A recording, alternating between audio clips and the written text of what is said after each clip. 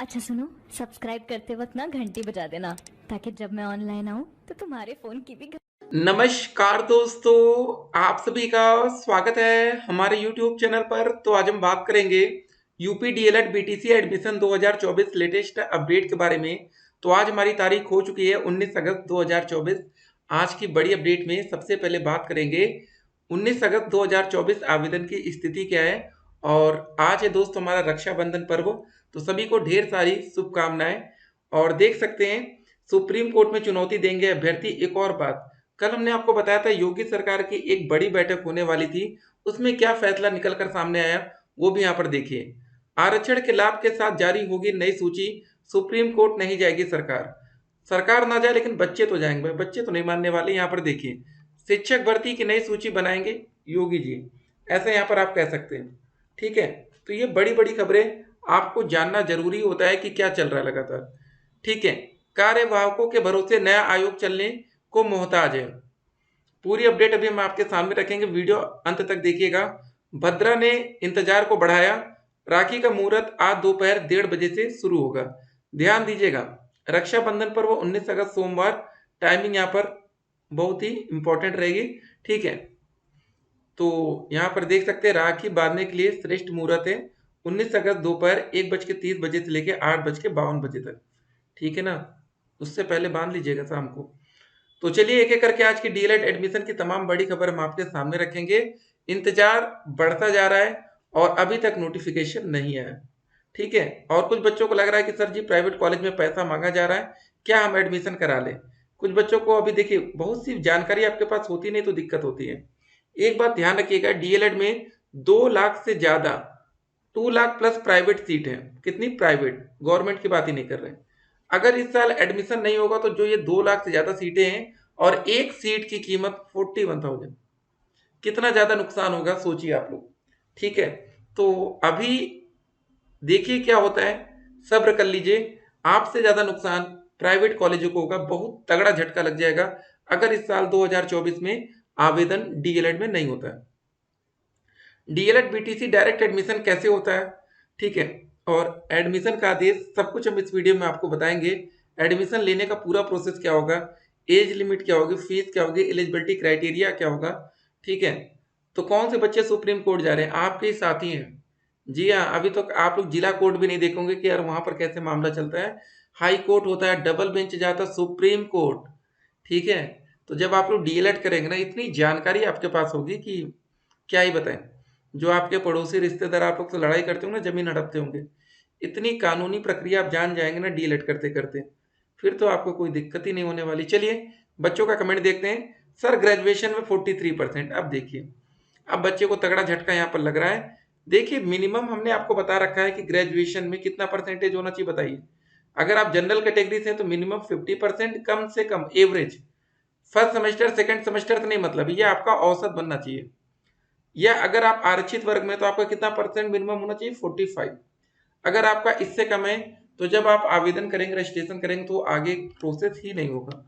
तो फिलहाल वेट कर लीजिए, अगर इस बार कुछ और छूट मिल जाती है तो देखेंगे, नहीं तो फिलहाल जो ये नियम है 50 और 45 का, यही फाइनल होता है।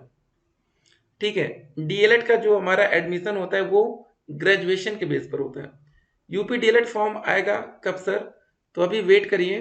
ठीक है, और उम्मीद है कि हम लोग को अगस्त में अगर फॉर्म आ जाता है तो बहुत ही अच्छी बात रहती है। ठीक है, सबका नुकसान होगा अगर फॉर्म नहीं आता है तो। ठीक है, प्राइवेट कॉलेज का नुकसान होगा, आपका नुकसान होगा। ठीक है, आप लोग का एक साल वेस्ट जाएगा। बहुत से बच्चे डीएलएड लवर होते हैं।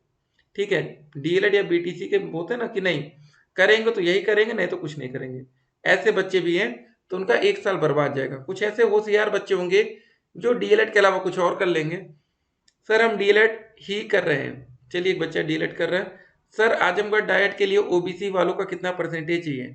आजमगढ़ और गाजीपुर में हमने बताया काफी ज्यादा बच्चे डीएलएड बीटीसी में एडमिशन लेते हैं। तो ठीक है, 237 नंबर है, उम्मीद है कि आपको मिल जाना चाहिए। आपकी 2024 में बीटीसी में एडमिशन कब से होगा, ठीक है, तो सब्र करिए। ग्रेजुएशन के बाद, ठीक है, एमए करे कि डीएलएड करे, क्या करना चाहिए। देखिए एमए आपका पीजी हो जाएगा, पोस्ट ग्रेजुएट हो जाएगा, और डीएलएड आपका, ठीक है, शिक्षक भर्ती के लिए एलिजिबिलिटी क्राइटेरिया के अंतर्गत आएगा। ठीक है, ये डिप्लोमा का आपको सर्टिफिकेट देगा। एक बात आप समझ लीजिए कि आपका एम क्या है, टारगेट क्या है। आप देखिए, दोनों कोर्स एक साथ नहीं कर सकते। अगर दोनों कोर्स एक साथ करेंगे तो अगर आप पकड़े गए तो फिर आप समस्या में आएंगे। और ये पकड़वाता कौन है? आपके मन में एक और सवाल है, यार हम पकड़े कैसे जाएंगे? आपका कोई दोस्त जाकर चुगली कर दिया, कंप्लेन कर दिया कि भैया ये हमारा दोस्त है, वो डीएलएड भी कर रहा था और चुपके चुपके एमए भी कर रहा है, ठीक है, एमएससी कर रहा है। भाई कॉलेज वाले आपको कुछ दिक्कत नहीं करेंगे, कॉलेज वालों से कोई दिक्कत नहीं आती, ठीक है। आप नॉर्मली जल्दी पकड़े भी नहीं जाते। लेकिन बहुत बार कोई ना कोई आपका दुश्मन आता है जो चुगली करता है और फंसते हैं, फिर करियर खराब हो जाता है। ध्यान दीजिएगा, मान लीजिए आगे चलकर आपको नौकरी मिल जाए, कुछ लोग आपके दुश्मन बन जाए कि भैया इसको नौकरी से निकलवाना है, क्या किया जाए? तो देखेंगे अच्छा अच्छा एक साथ दो दो कोर्स करके बैठा है, बस बस, ठीक है, इतनी चीज होंगी और आपकी नौकरी खत्म। सर क्या सीटेट एक ही बार देना होता है? जी हाँ। अगर आपने सीटेट को क्वालिफाई कर लिया तो एक बार सफिशियंट है। अगर आप पास नहीं होते, जैसे देखिए जनरल कैटेगरी में 150 में से पास होने के लिए लाना होता है 90 नंबर। आरक्षित वर्ग में रिजर्वेशन कैटेगरी में 150 में से लाना होता है 82 नंबर। ठीक है, एक बार पास कर लिए, टेंशन फ्री। लेकिन अगर आप आरक्षित वर्ग में, ओबीसी, एससी, एसटी में, और अगर आपके 82 आते हैं, पास तो हैं, लेकिन जब अदर स्टेट की वैकेंसी आ जाए, मान लीजिए आप उत्तर प्रदेश के रहने वाले हैं और आपको जाना बिहार की वैकेंसी में, तो यहाँ पर दोस्तों पास होने के लिए सीटेट में मिनिमम जनरल कैटेगरी का पासिंग मार्क लगता है, फिर 90 होगा। सर मेरा 215 है, ओबीसी में सरकारी कॉलेज मिलेगा कि नहीं? Sir please reply. नहीं सर, आपको प्राइवेट मिल पाएगा। सर 200 नंबर तक DIET college? No no sir, private college. First semester का री एग्जाम होगा या नहीं? देखिए री एग्जाम तो नहीं होगा, लेकिन जो मैथ का पेपर है, कुछ सेंटर्स का, मतलब एक पर्टिकुलर सेंटर जहाँ सामूहिक नकल हुई थी, उनका दोबारा होगा।